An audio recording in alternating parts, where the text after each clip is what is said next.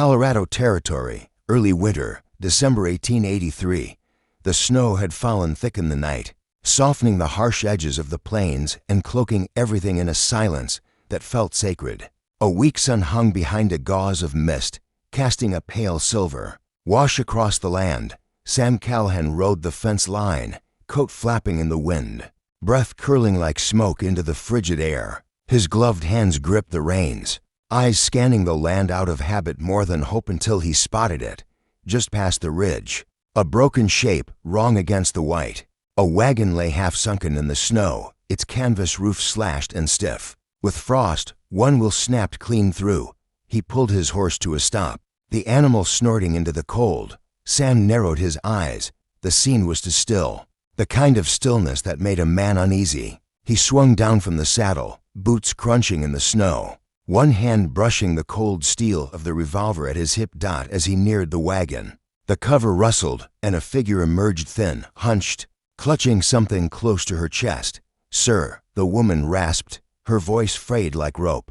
"We don't want trouble, but my children haven't eaten since yesterday. Do you have old corn?" Anything. Her face looked hollowed out by wind and worry, cheeks chafed red, eyes rimmed with exhaustion and something deeper, fear. Behind her, a bundle stirred under a threadbare blanket, then another. A small head peeked out from the side, eyes wide. 5 in all, he would later come to know. But just then, his gaze landed on the child in her arms, limp, barely conscious, blue creeping into the girl's lips. He opened his mouth to turn them away. He'd done it before. Couldn't feed every soul the winter spit out. But then the girl whimpered a faint sound, too soft for anyone but her mother to hear. Something shifted. Sam gave one nod, silent, certain. Then he turned. "Come," he said over his shoulder, voice flat as iron.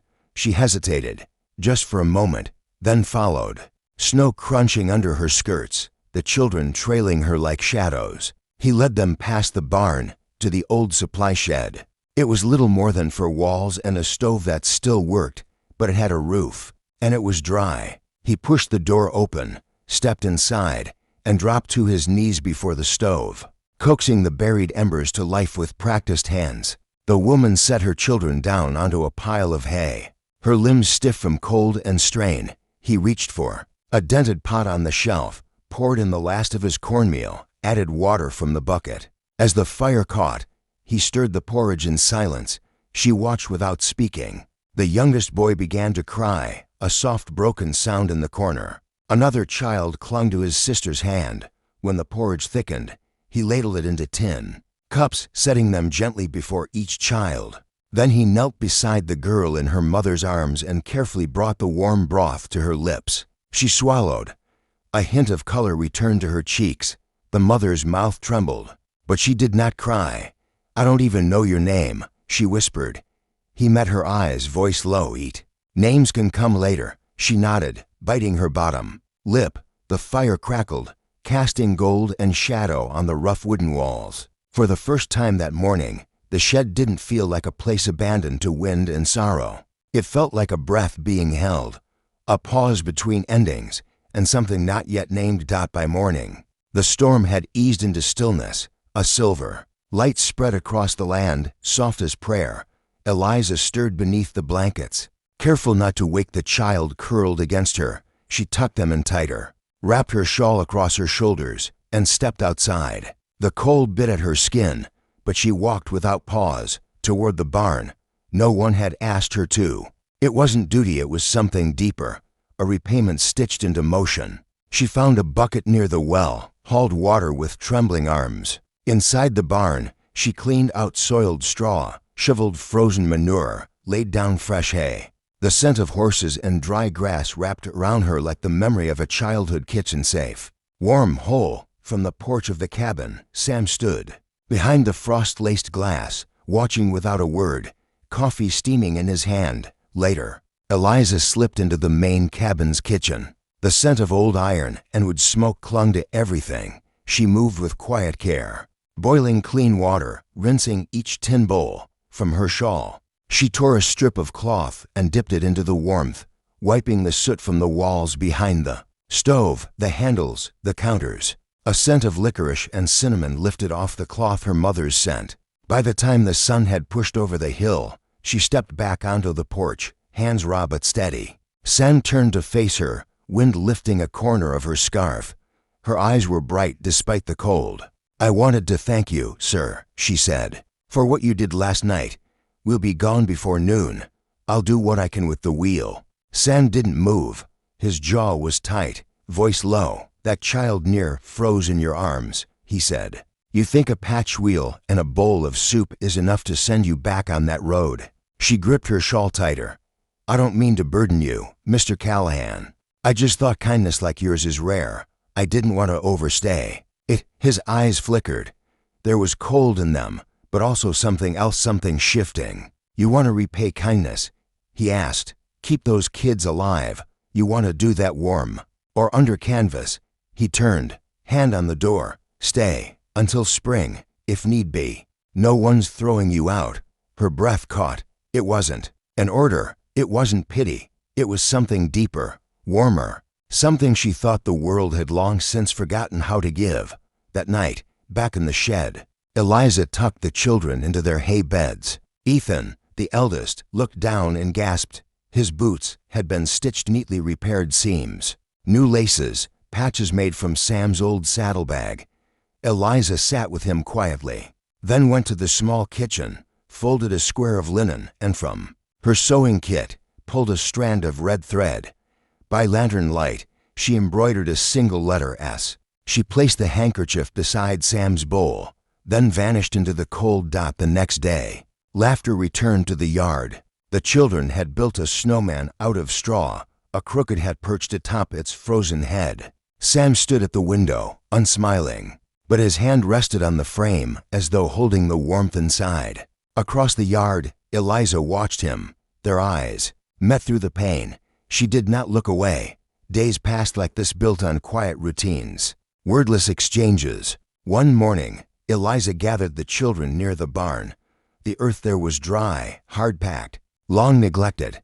She rolled up her sleeves, handed Ethan a tin can of crushed eggshells, gave the younger ones pale buckets of wood ash. Together they knelt. "This is how you help the ground breathe again," she said, folding ash into soil with her fingers. "If the earth still has breath, it can still grow something good."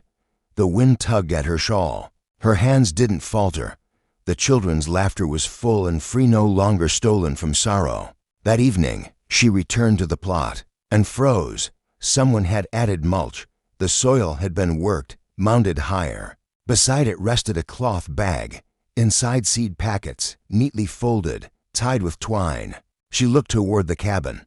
Sam was splitting logs, focused on each swing, never looking her way. His silence spoke louder than any thanks. That night, they shared a meal. Sam had smoked salt pork over the fire. Eliza made flatbread on a hot stone. The children sat cross-legged, chewing slow, savoring. Eliza handed Sam his plate, and he nodded once in reply. Later, cleaning the kitchen, she noticed a new handle on the oven door, carved from maple, sanded smooth, warm in her grip. The old metal had always stung her fingers. This felt like something permanent. That night, under the quiet breath of lamplight, Eliza stitched again. She took the last scrap of their patchwork blanket, the one she'd wrapped around her youngest child in the snow, and sewed it into the lining of a shirt Sam had left on the table.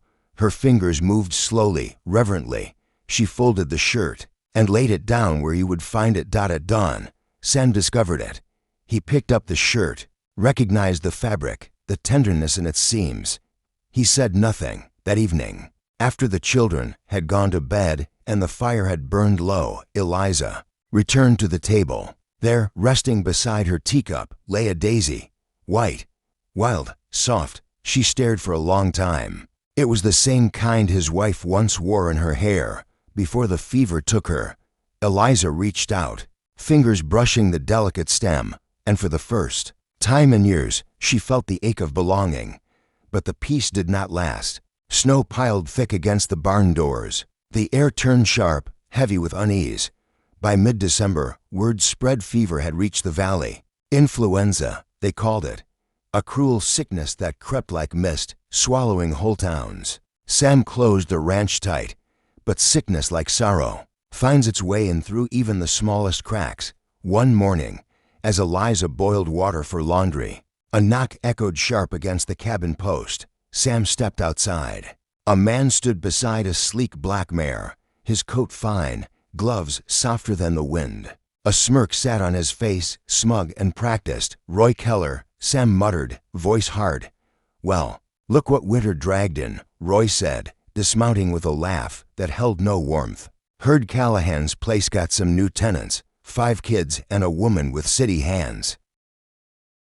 "That true?" Roy Keller asked, voice slick as oil. Sam didn't answer, his jaw clenched, breath slow and steady in the cold. Roy took a few steps closer, boots crunching on the frost-hardened dirt, his eyes drifting across the ranch, the stacked firewood, the beds buried under snow, the faint lines of life carved into a land that had seen too much quiet. "I warned you last spring," Roy went on, lowering his voice, smug and intimate, like a man confident the weight of his words could tip the world. "This land's worth more than your ghosts, and here you are, playing charity. You think that deed in your desk is going to save you when this turns ugly?" Sam said nothing. Roy stepped in closer, just a breath beyond the line of decency. "Flu's sweeping through the South. If one of those little orphans carries it here, the county might come sniffing, reassessing. Maybe your claim's not as ironclad as you think." He smiled, thin and crooked. "The law listens to reason, and I've got ink on paper. Leave." Sam said, low and level, no rise in tone, no flare of temper, just stone. Roy chuckled, empty as the wind. "Just thought you should know." "When?" He turned and walked away. The barn door slammed in the wind behind him, loud as a warning shot. Sam stood motionless, fists tight at his sides, jaw locked. The weight of Roy's threat hung in the air long after the sound of hooves had faded. That night, the fever came. It took Caleb first to Liz's second son. One moment he was folding kindling near the stove. The next he crumpled to the floor, limbs trembling, forehead burning. His breath was shallow, lips cracked. He muttered in fevered fragments, words that made no sense. Eliza wrapped him in blankets, crushed mint leaves with trembling hands, and soaked cloths in cold water. But the heat inside his small body raged. Sam paced the room like a caged animal, eyes flicking to the window, where the snow came sideways, wild and thick. He didn't speak, just reached for his coat, pulled down a sack from the hook, and stepped into the storm. "Sam!" Eliza cried, holding her boy close. "You can't go in that." Her voice trembled, almost pleading. "It's 20 miles to town. You'll freeze." He didn't answer, didn't look back. The door creaked shut behind him, swallowed by wind. The storm met him with fury, winds screaming like ghosts through the trees, snow slashing at his face, stealing his breath. His horse fought every step, hooves sinking, lungs straining. Sam leaned forward in the saddle, teeth gritted against the cold, reins frozen in his grip. The land blurred white on white, shadow on silence. It took hours. By the time he reached town, the streets were half buried. He pounded on Doc Allen's door until light flared behind the window and the old man appeared, wrapped in a blanket, his beard silvered with sleep. "She's got 5 kids, Sam rasped. "One of them's burning up." Doc's expression softened. He handed over a leather satchel, vials, powders, wrapped bundles. "Storm's bad," he warned. "Be careful, Callahan. That boy's lucky to have you." Sam didn't reply, just turned and vanished into the snow. He never made it all the way home. By morning, Eliza heard hooves outside the gate. She rushed out, skirts soaked, snow clinging to her legs. Sam's horse stood trembling, flanks steaming. In the saddle, Sam slumped, barely conscious, arms curled around the satchel. His fingers were blue. "Ethan," she cried. "Help me." They pulled him down together. His hands were locked tight around the bag, even as his body buckled. Inside, by the fire, they wrapped him in every quilt they owned.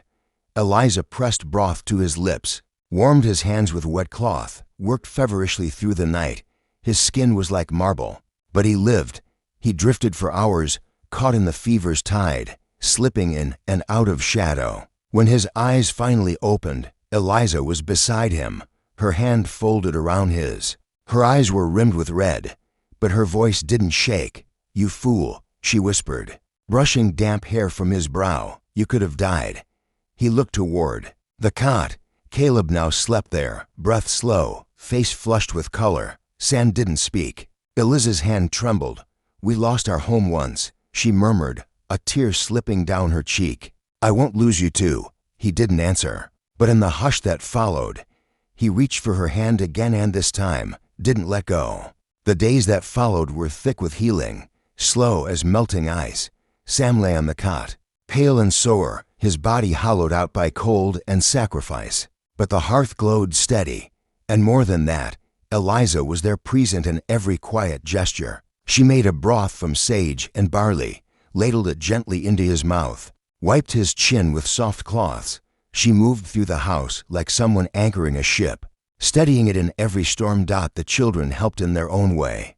Little Mary tiptoed barefoot across the floor, placing warm rags on Sam's forehead with careful hands. The older boys stacked wood and kept the fire stoked.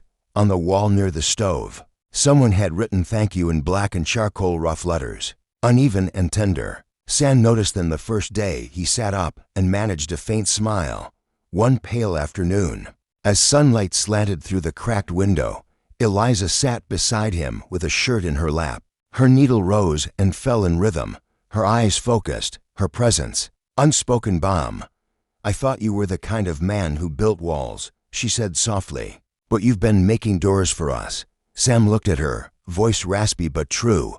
"Didn't know how much I needed people," he said, "until you all showed up at my gate." They sat in silence, then the kind that asked for no words, the kind that simply breathed. By the end of the week, Sam could walk again, slowly, stiffly.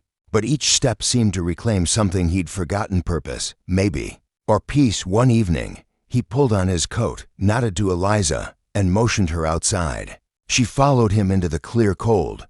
Behind the main house, the snow had begun to retreat, revealing a patch of earth ringed by bare trees and framed by distant hills.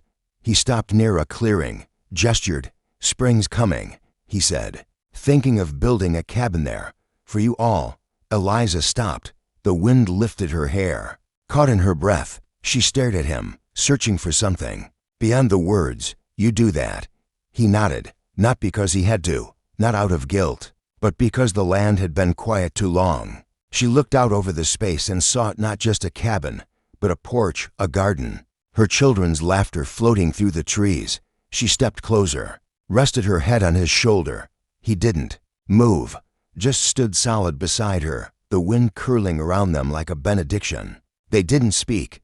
They didn't need to. Some things lived deeper than words. Days later, the sound of hammers rang out across the land. The rhythm was uneven, more earnest than practiced, but it was the sound of something rising. Sam worked bare-armed in the cold, splitting planks with strong, sure strikes. Eliza knelt beside him, with a measuring rope, marking lengths on the pine. 2 inches more, she said, voice lifted with wind. "Then it'll fit clean." He nodded, adjusted. Her eldest sawed carefully along a pencil line.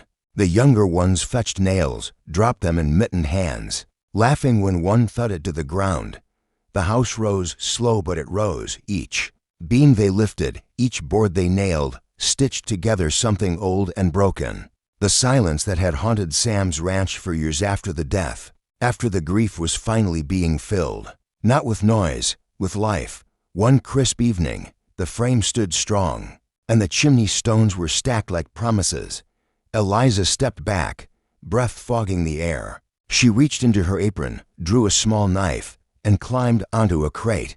On the center beam, just above the doorway, she carved for simple words, "This is ours." The sun hit the letters just so, casting shadows into the grooves. Sam stopped working. He read them once, then again, and then he smiled, not a flicker or a ghost of one, but something real, full, alive. But peace has a way of drawing trouble. 2 days later, Roy Keller returned. He rode in without invitation, boots cracking against the frozen dirt.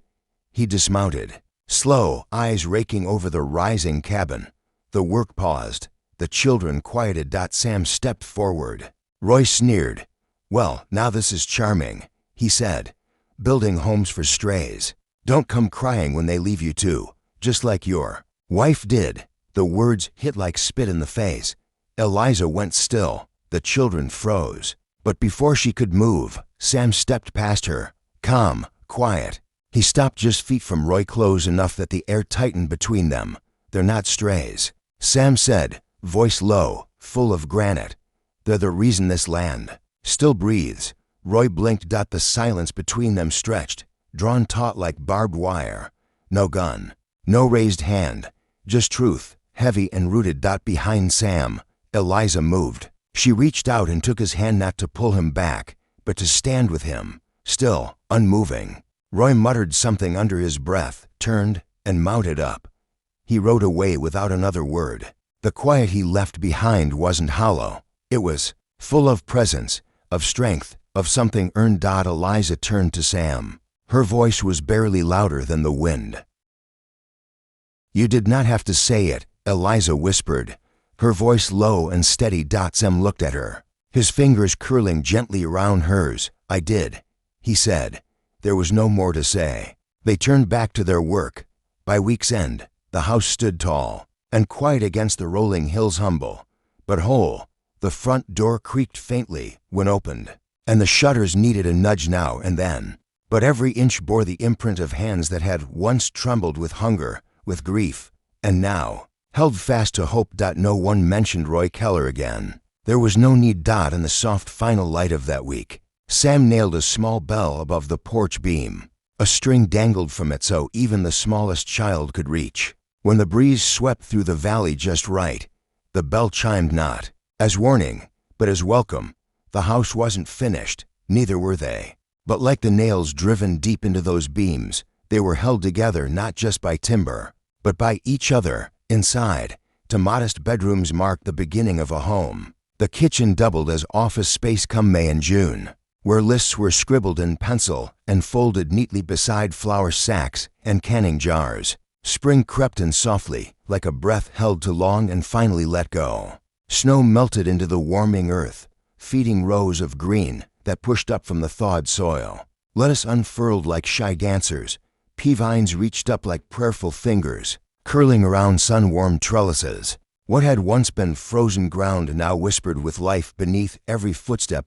Behind the cabin, the garden erupted with color. Relishes blushed deep red beneath wide leaves, and mint bushes crowded near. The porch like old friends refusing to leave.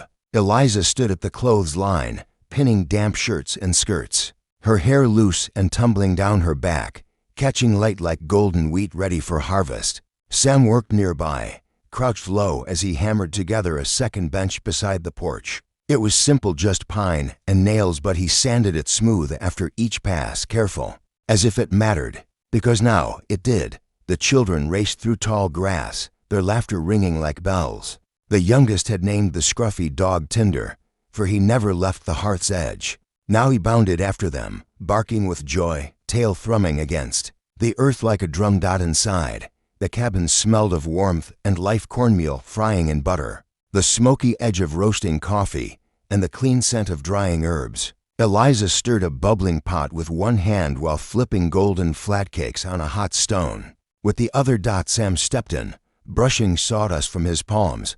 Almost ready, 3 more minutes. Eliza replied, her eyes glinting over her shoulder. If the little ones don't steal them first. He laughed, low and real, and reached into the oven. I'll guard them with my life. Outside, they set the meal on a sturdy wooden table Sam had built himself. Tucked beside the rose-covered trellis, cornbread, apple preserves, dried venison, and thick wild honey from a neighbor's hive glistened under the fading sun. When they were all seated, Elijah bowed his head and gave thanks. Sam held his head in one hand, the other resting lightly on his knee. As the children tucked in, chatter and the clink of utensils filled the air. Later, after the table had been cleared and the light had deepened to amber, Sam sat alone on the porch steps with a letter in hand. The paper was creased, worn, his brother's rough handwriting stretching across it. One line made him pause.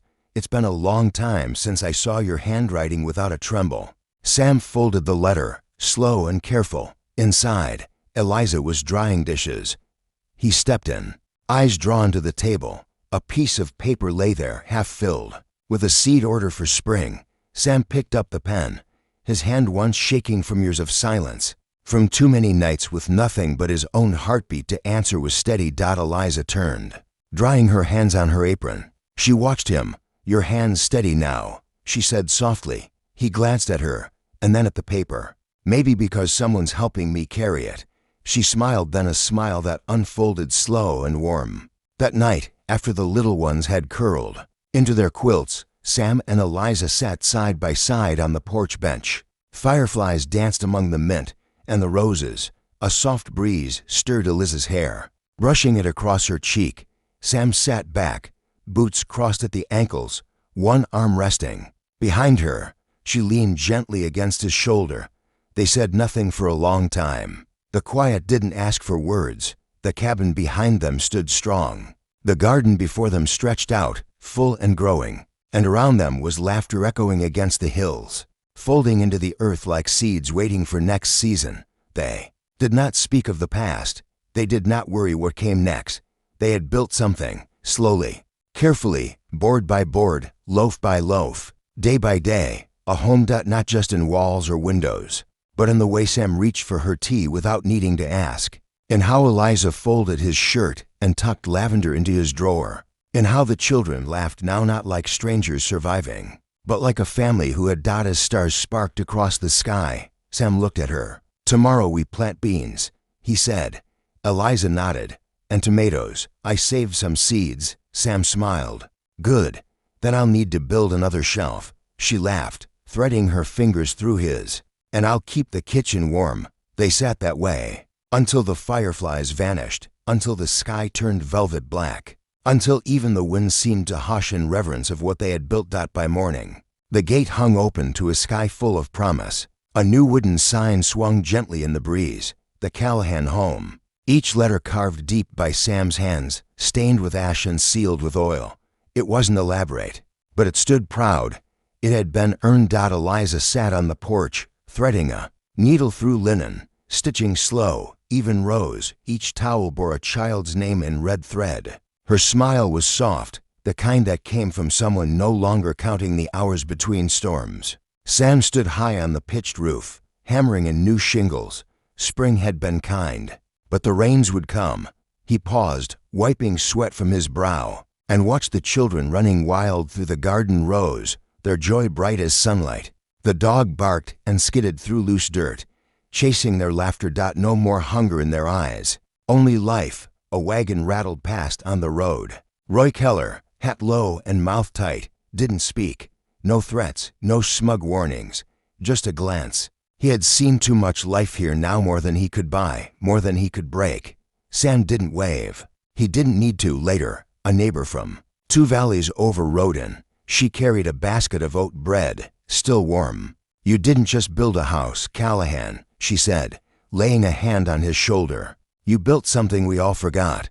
Hope." Sam said nothing. His jaw tightened, eyes damp with the kind of emotion that had no words. That evening, Eliza stood barefoot on the porch steps, watching the sky blush purple and gold. Sam slipped an arm around her waist, and she leaned into him like someone who knew, without doubt, that this foundation would never give.